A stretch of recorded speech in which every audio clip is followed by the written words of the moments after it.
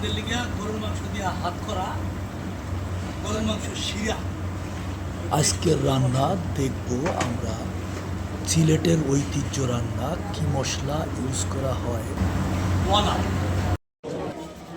দেখা যায় খানি খাইরা 60 কেজি গরুর মাংস, 3.5 কেজি সয়াবিন তেল, যে কোনো টাইপের তেল ইউজ, দেশি পেঁয়াজ 8 কেজি, দারচিনি 200 গ্রাম, গ্রিন এলাচ 50 গ্রাম, লং 20 গ্রাম, জত্তিক 20 গ্রাম, স্টার এলাচ 10 গ্রাম, আস্ত কালো গোলমরিচ 10 গ্রাম, কালো গোলমরিচের গুঁড়া 10 গ্রাম, কুটা ধনিয়ার গুঁড়া 200 গ্রাম, জিরা পাউডার 200 গ্রাম, গরম মশলার গুঁড়া 100 গ্রাম, 2 কেজি আদা বাটা, 1.5 কেজি রসুন বাটা, 1 কেজি 100 গ্রাম লবণ অথবা স্বাদ অনুযায়ী লবণ ইউজ করাটা ভালো, 30 গ্রামের মতন সুগার ইউজ করব। এটা বিফটাকে খুব দ্রুত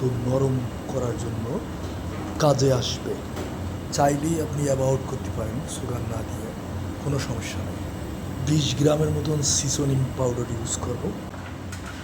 2 কেজি অ্যান্ড 500 গ্রাম টক দই, সাওয়ার ইয়োগার্ট, 600 গ্রাম গ্রিন চিলি, তেজপাতা 10 গ্রাম, হলুদ কুটা 200 গ্রাম, শুকনো মরিচ গুঁড়া 200 গ্রাম, মাস্টার অয়েল 1 কেজি। মাংস এখন চুলায় যতটা ভুনা হবে এবং কষানো হবে স্লো হিটে, ততটাই কালার চেঞ্জ হবে এবং টেস্ট হবে। এখন আমরা সাতকড়া বয়েল দিয়েছি, ওটা ইউজ করবো। সাতকড়াটা দিয়ে দিলাম উপরে, সাতকড়া মিক্স হচ্ছে একসাথে, টেস্টটা দেখার দরকার। Thank you Shakib for test.